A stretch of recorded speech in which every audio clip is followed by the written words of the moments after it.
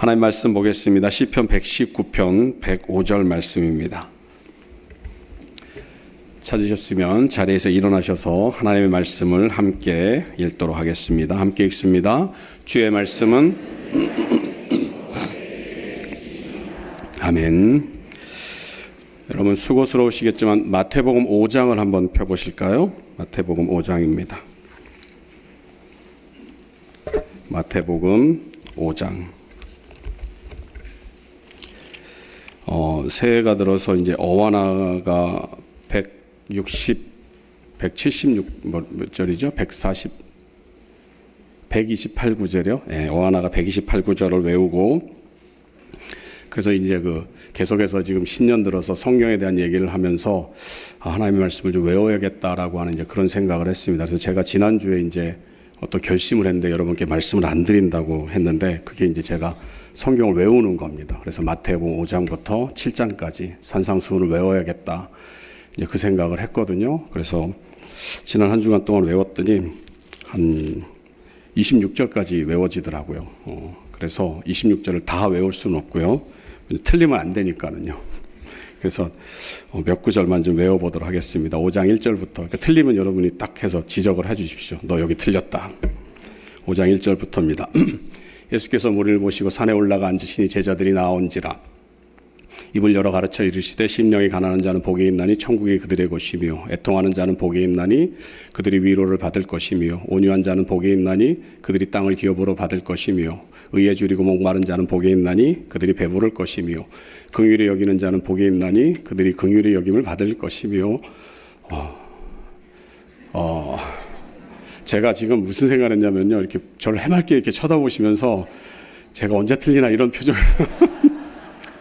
마음이 청결한 자는 복이 있나니 그들이 그들이 하나님을 볼 것이며, 화평하게 하는 자는 복이 있나니 그들이 하나님의 아들이라 일컬음을 받을 것임이라.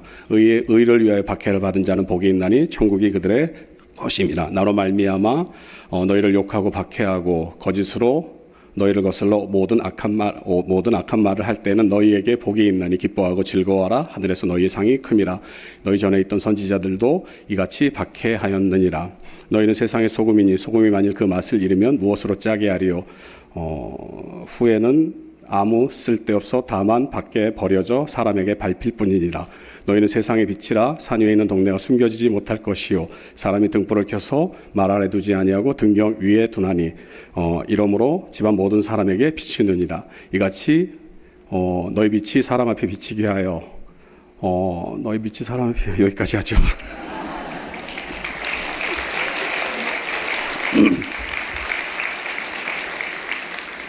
그들로 맞습니다. 근데 시작을 해봤습니다. 그래서 아마 언젠가는 될 텐데요. 제가 언제라고는 말씀 못 드리겠습니다. 그러면 이제 막 너무 조급해질 것 같아가지고요. 근데 올해 안에는 다 외울 수 있을 것 같고요. 아마도 한 상반기 전에는 다 외우지 않을까. 그리고 이제 여러분들도 좀 함께 했으면은 좋겠습니다. 들을 귀 있는 자는 들을지어다. 2025년이 이제 시작한 지 엊그제 같은데 벌써 이제 한 달 시간이 지나고 있습니다. 작년 2024년은 우리가 6개월에 걸쳐서 예수님의 제자됨에 대해서 우리가 계속 말씀을 나누었죠.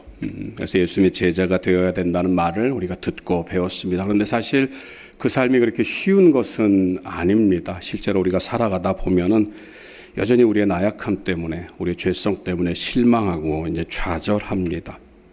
말씀드린 것처럼 그 이유는, 예수님의 제자로 살아가기 힘든 이유는 우리의 죄성 때문에, 그리고 또 이 세상이 저와 여러분들을 그렇게 살도록 내버려 두지 않는다는 데 있죠. 그럼에도 불구하고 우리는 교회 안에서는 다 너나 할 것 없이 예수님의 제자 같은 모습을 보이고 있습니다. 저를 보십시오, 여러분. 그리고 우리 주변에 있는 분들을 보십시오. 다 그냥 말씀대로 잘 살아가는 것 같습니다. 그런데 문제는 저와 여러분들의 이 제자된 삶은 교회 안에서 증명되는 것이 아니라 교회 밖에서, 다시 말하면 세상 속에서 증명되어야 한다라는 것입니다. 그래서 올해 우리 교회 표어는 우리가 알다시피 범사에 그에게까지 자랄지라. 다시 말하면 우리의 모든 일상 가운데서 예수님을 닮아가는 그러한 모습을 갖추어야 한다라는 그런 실천 목표를 세웠습니다. 자, 그런 의미에서 에베소 4장 15절을 보지 마세요. 외워보도록 하겠습니다. 자, 외울까요? 시작. 오직 자막을 띄워주면 안 돼요. 자막을 띄워주면 안 됩니다. 이 손발이 맞아야지 이번에. 자, 에베소 4장 15절 시작. 오직 참된 것을 하여 범사에 그에게까지 자랄지라. 그는 머리니. 자막을 띄워주십시오. 자, 10초 드리겠습니다. 자, 10초. 자, 자막 지워주시고요. 함께 외우겠습니다. 오직 시작. 오직 사랑 안에서 참된 것을 하여 범사에 그에게까지 자랄지라. 그는 머리니 곧 그리스도라. 아멘. 성가대는 잘 안 보이죠? 성가대가 좀 불리합니다. 네, 인정해 드릴게요. 그렇게 정했습니다.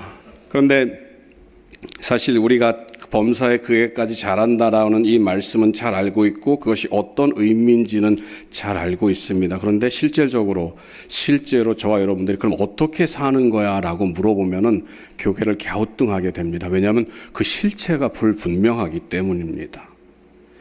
그도 그럴 것이 저와 여러분들의 처한 형편들이 다 다르기 때문입니다. 그래서 어떤 사람에게는 그것이 큰 도전이 돼서 내가 예수 믿는 사람으로서 이런 삶을 살아야지라고 하는 그런 결심들이 또 어떤 사람에게는 아무런 문제가 되지 않기 때문입니다. 간단하게 예를 들면 헌금을 예로 들 수가 있습니다. 어떤 분들에게는 헌금을 드리는 것이 굉장히 어려운 일이 될 수가 있습니다. 그래서 정말 큰 마음을 먹고 내가 예수님께 자라가는 이 모습의 일환으로서 내가 헌금을 드리겠습니다. 매주 주일 헌금을 드리겠습니다라고 결심을 했다고 치죠. 그런데 어떤 분들에게는 그거는 그냥 일상의 삶일 수밖에 없습니다. 그렇기 때문에 어떤 구체적으로 예수님을 닮아가는 것은 이런 것입니다라고 말을 할 수가 없습니다. 그런데 제가 신년 설교를 하면서 범사에 예수님을 닮아가는 그 모습이 어디에서 우리가 찾을 수 있는가, 그 모습을 어디에서 발견할 수 있는가, 바로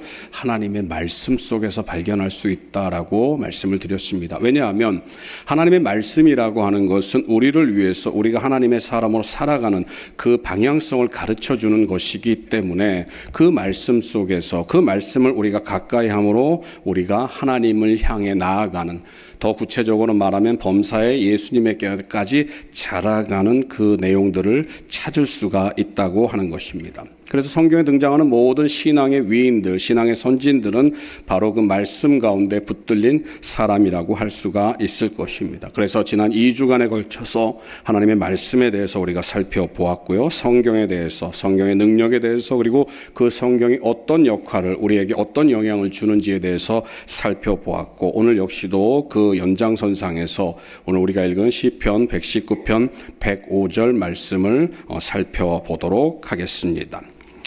시편 119편 105절 말씀은 참 의미 있는 말씀입니다. 그래서 아마 이 중에서도 외우고 계신 분들도 계시고 또 읽어본 분들, 또 그 말씀 속에서 은혜를 받은 분들도 계실 텐데요. 자, 그런 의미에서 시간을 1분을 드리도록 하겠습니다. 1분은 너무 길죠? 30초만 드리도록 하겠습니다. 주의 말씀은 내 발의 등이요 내 길의 빛이니이다. 외우겠습니다. 자, 이제 자막 없애주시고요. 자, 함께 시편 119편 105절 말씀을 외워보겠습니다. 시작. 주의 말씀은 내 발의 등이요 내 길의 빛이니이다. 예, 잘하셨습니다.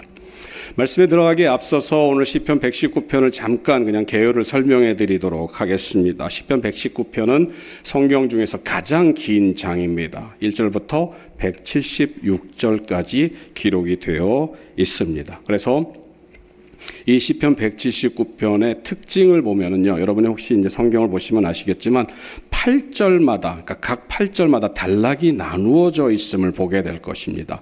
8절이 끝난 부분, 그리고 9절이 시작되면서 아마 그 9절 앞부분에 동그란 점이 하나 크게 찍혀 있을 것입니다. 그래서 매 8절이 끝나는, 그래서 1절부터 8절이 끝나면 그 다음 시작 9절에 점이 찍혀 있고요. 그리고 그 9절에서 또 8절이 지나가는 16절이 끝나고 그 다음 17절부터 또 점이 찍혀 있습니다. 그래서 이 176절을 8로 나누면은 모두 22가 나옵니다.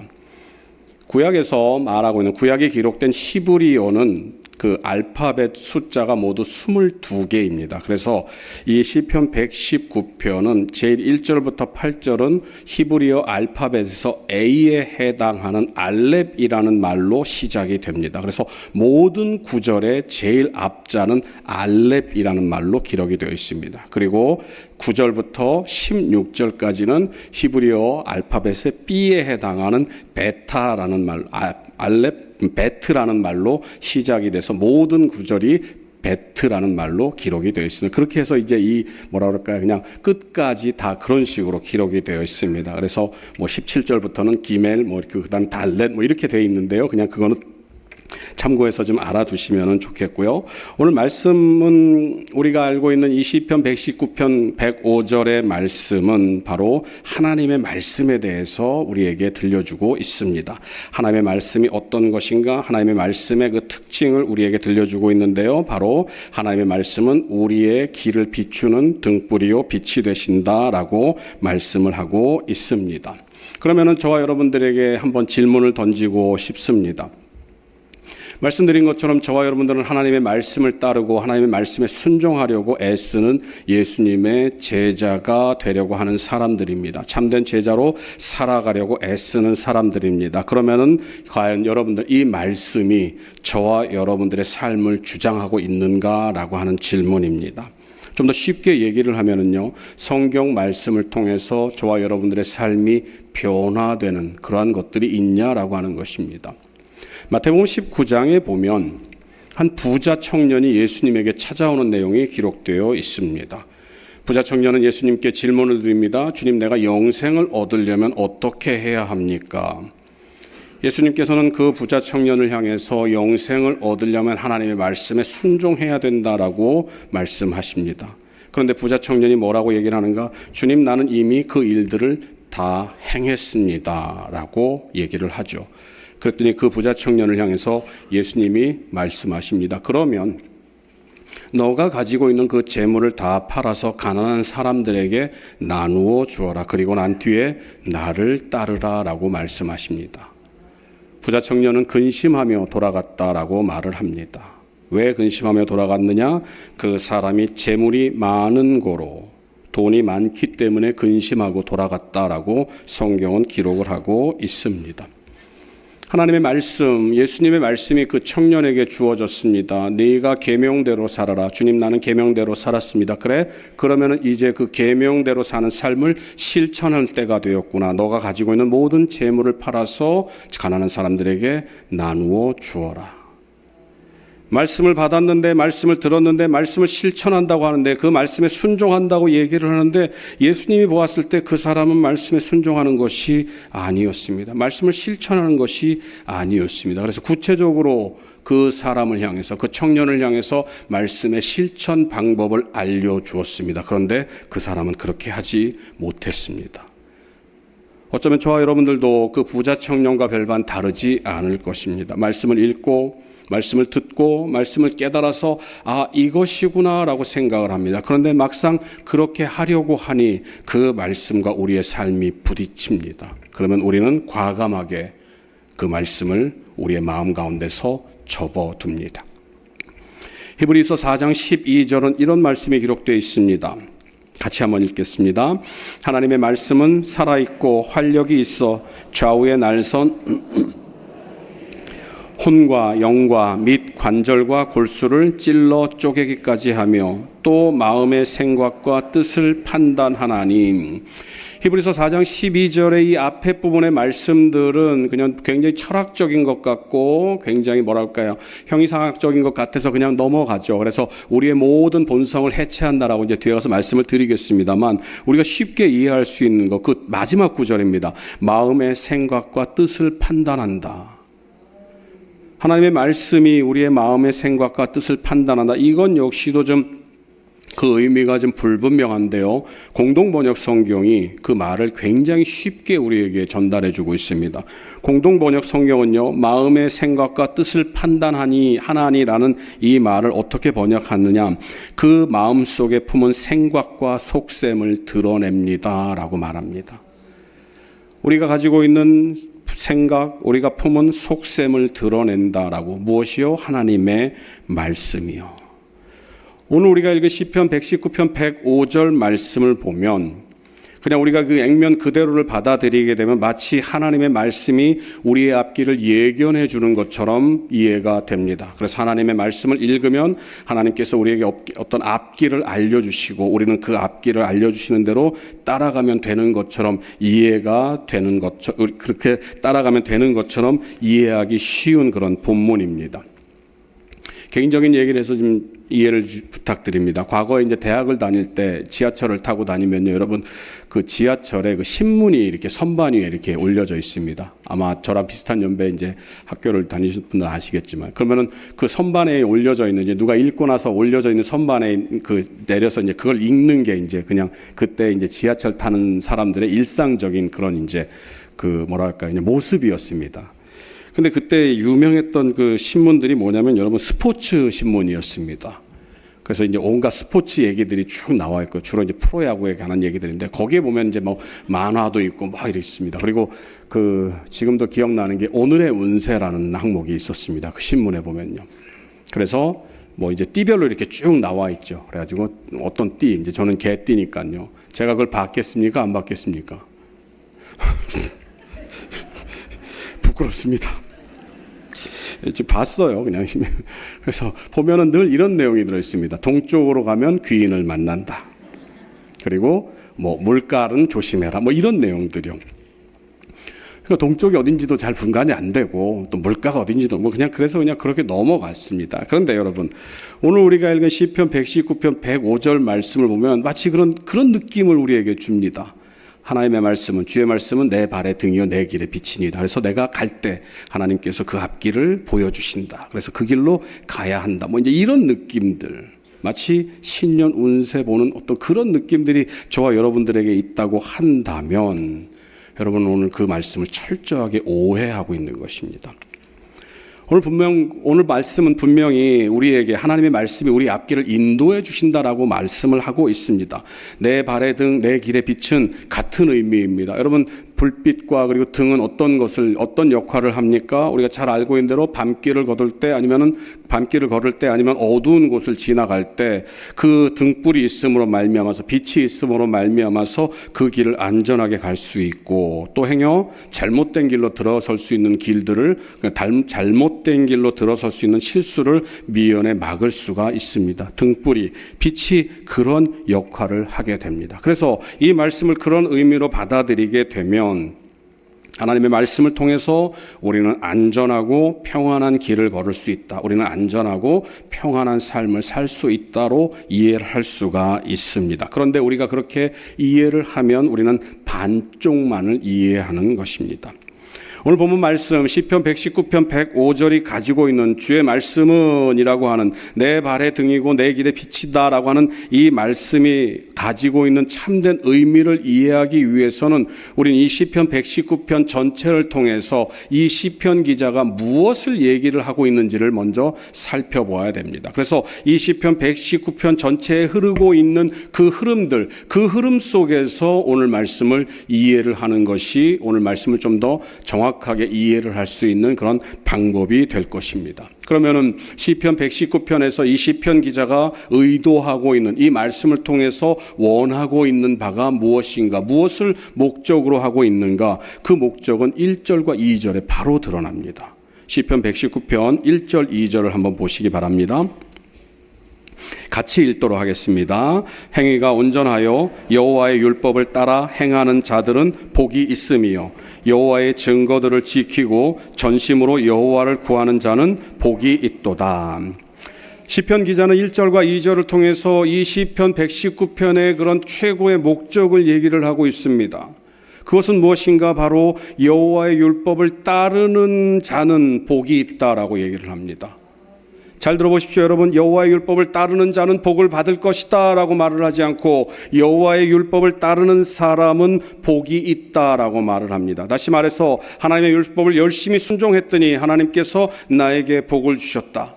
주의 말씀을 열심히 들었더니 주님께서 내 앞길을 비춰주셨다. 내 앞길을 보호해 주셨다. 내가 평탄하게 살아가도록 그 길을 인도하셨다라는 것이 아니라 여호와의 말씀을 순종하는 것 그 자체가 나에게 복이구나라고 하는 것을 말을 하고 있습니다. 하나님의 말씀을 따랐더니 복을 받았다라고 하는 것이 아니라 하나님의 말씀 그 자체, 그 따르는 그 행위 자체가 복이 된다라고 말씀을 하는 것입니다. 왜 하나님의 말씀을 따르는 것이 복이 될까? 그 해답을 시편 기자는 119편 93절에서 이렇게 밝히고 있습니다. 내가 주의 법도들을 영원히 잊지 아니하오니 주께서 이것들 때문에 나를 살게 하심이니이다.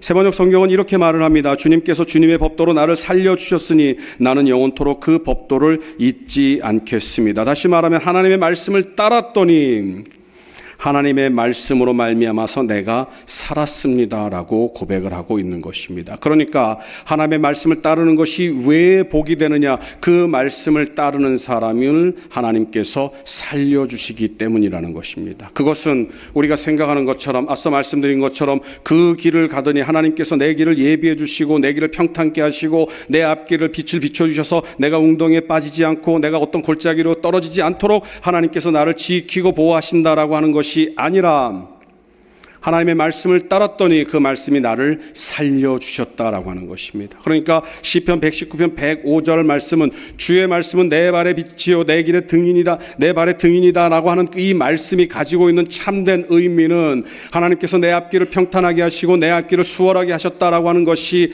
아니라 하나님의 말씀을 통함으로 말미암아서 그 생명을 얻은 살아난 사람에게 주어지는 그 길을 의미하는 것입니다. 방금 읽어드린 시편 119편 93절 말씀에서 나를 살게 하셨다라고 하는 이 말씀은 시편 119편에서 모두 16번이 기록이 되어 있습니다. 하야라고 하는 히브리어를 쓰고 있는데요.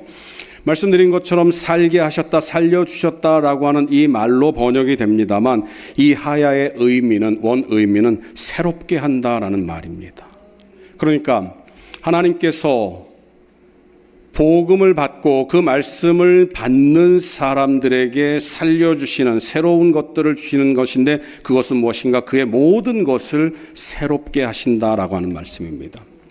하나님의 말씀은 살아있고 활력이 있어 좌우에 날선 어떤 검보다도 예리하여 영과 혼과 관절과 골수를 찔러 쪼개기까지 하며 마음의 생각과 뜻을 판단하나니 라고 하는 히브리서 4장 12절의 말씀을 온전히 받아들이게 되면 무엇이 일어나느냐? 그 하나님의 말씀으로 말미암아서 우리의 모든 삶이 새롭게 된다라고 하는 것입니다. 하나님의 말씀은 우리의 죄악된 본성을 해체시킵니다. 관절과 혼과 영과 관절과 골수를 찔러 쪼개기까지 하기 때문입니다. 하나님의 말씀은 우리의 생각과 가치관을 새롭게 하십니다. 왜요? 우리의 마음의 생각과 뜻을 판단하는 것이 바로 하나님의 말씀이기 때문입니다. 그래서 하나님의 말씀을 온전히 받은 사람은, 하나님의 말씀을 온전히 누리는 사람은 그 하나님의 말씀으로 인하여서 새롭게 되는 복을 누리기 때문에 그 이후로 펼쳐지는 하나님께서 예비하신 길을 갈 수 있게 되는 것입니다. 그것이 무엇인가? 누가복음 19장의 한 사람을 통해서 우리가 어떤 삶을 살고 있는지를 볼 수 있습니다. 누가복음 19장에는 세리이자 부자인 삭개오라고 하는 사람이 기록이 되어 있습니다. 이 삭개오라고 하는 사람은 세리장이요 부자였습니다. 그래서 많은 사람들에게 부러움을 받는 동시에 질시를 받았습니다. 죄인이라는 칭함을 받는 그런 사람입니다. 어느 날 이 사람이 예수님의 소문을 듣게 됩니다. 예수라는 사람에게 대해서 궁금증이 생겼습니다. 그래서 그 예수님을 만나기를 원합니다. 성경을 보면 이 삭개오가 키가 작다고 기록을 하고 있습니다. 그래서 예수님을 만나려고 할 때 모든 사람들이 둘러싸고 있기 때문에 예수님을 볼 수가 없었습니다. 그래서 이 사람이 돌 무화과 나무 위에 올라갑니다. 예전에는 뽕나무라고 기록이 되어 있었죠. 돌 무화과 나무 위에 올라갔는데 예수님이 그 밑으로 지나가시면서 삭개오를 내려오라고 말씀하십니다. 그리고 내가 오늘 너의 집에서 유하여야겠다. 너희 집에서 머물러야 하겠다. 예수님을 집으로 모신 삭개오가 예수님과 함께 식사를 하면서 아니면 예수님과 함께 담소를 나누는지 성경은 그걸 밝히고 있지는 않습니다. 그런데 이 삭개오가 이렇게 고백을 합니다. 누가복음 19장 8절입니다. 누가복음 19장 8절입니다. 제가 같이 함께 했습니다. 시작. 삭개오가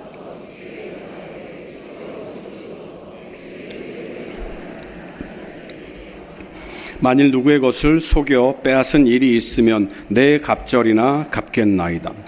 자, 삭개오의 고백을 보십시오. 여러분, 삭개오의 말대로라면 우선 삭개오는 자기 재산의 절반을 갖다가 가난한 사람들에게 나눠줘야 됩니다. 실제로 삭개오가 그런 일을 했는지 안 했는지는 모르겠습니다만 만약에 과거에 삭개오의 어떤 그 젊은 시절 한때 남의 것을 속여서 빼앗았던 그런 시절이 있다고 한다면 이제 삭개오는 그것의 4배를 나누어 주어야 합니다. 삭개오의 이 고백은요, 여러분, 세상의 관점에서 보면 삭개오가 예수님을 만났더니 미쳤다라는 이야기밖에 안 됩니다. 세상의 관점에서 보면요, 삭개오의 이 고백은요, 삭개오가 예수를 믿더니 쫄딱 망했다라는 얘기밖에 안 됩니다.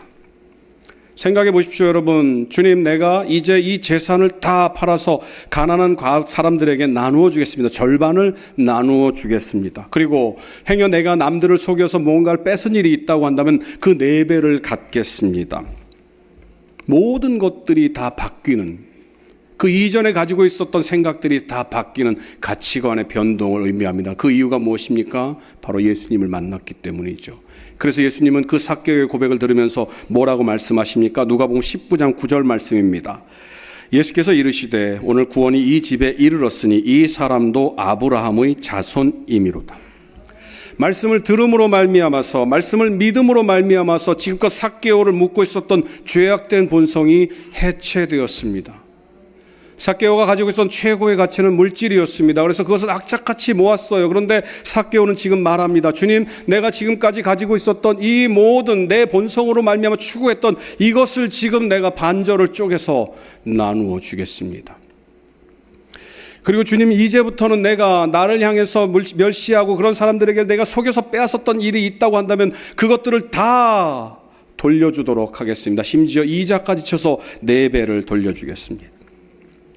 삭개오의 모든 가치관이, 모든 생각이, 모든 품었던 것들이 다 변화되었음을 의미합니다. 이것이 바로 말씀이 가지는 능력입니다. 그리고 오늘 본문을 통해서 저와 여러분들에게 하나님께서 말씀을 통해 들려주시고자 하는 음성입니다.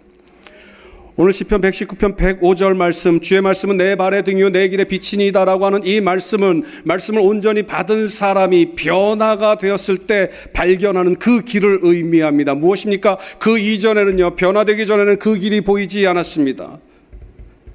하나님의 말씀을 깨닫기 전에는요, 그 길을 가려고 하지 않았습니다. 그런데 이제 그 말씀을 깨닫게 되니까 하나님께서 빛을 비춰주십니다. 등불을 켜주십니다. 그래서 그 길이 보이기 시작하는 겁니다. 이제는 그 길이 내 눈앞에 들어오기 시작하는 겁니다. 그래서 하나님께서 말씀하십니다. 자, 내가 이제 너 말씀을 깨달은 너에게, 예수의 참된 제자된 너에게, 범사에 예수님께로 자라가기를 원하는 너에게 이제 새로운 길을 보여주겠다. 이제 이 길을 가야 한다라고 하면서 그 등불을, 그 빛을 우리 앞에 비춰주고 계십니다. 것입니다. 그 길은 말씀을 깨닫기 전에는 절대로 보이지 않는 길입니다. 그 길은 말씀을 생활하지 않고는, 말씀의 능력을 경험하지 않고는 절대로 갈 수 없는 길입니다. 그런데 오늘 본문 통해서 시편 기자는 말합니다. 주의 말씀은, 하나님의 말씀을 깨달은 자는 그 말씀으로 말미암아서 하야 변화되기 때문에, 모든 것을 새롭게 하기 때문에 이제 우리들 앞에 펼쳐진 그 길을 보게 될 것이다. 그리고 그 길을 갈 수 있도록 하나님께서 등불을 비춰주시고 그 빛을 우리에게 비춰주실 것이다. 그러면 우리는 무엇을 해야 됩니까? 그 길을 가야 합니다. 그 길을 간다고 하는 것은 앞서 말씀드린 것처럼 그 길을 갔더니 하나님께서 우리의 모든 삶을 평탄케 하셨다는 그 의미가 아니라 하나님께서 원하시는 그 길을 간다는 의미입니다. 성경에는 그렇게 해서 하나님이 원하시는 길을 간 한 사람을 소개해 주고 있습니다. 그 사람은 우리가 너무나도 잘 알고 있는 바로 사도 바울입니다.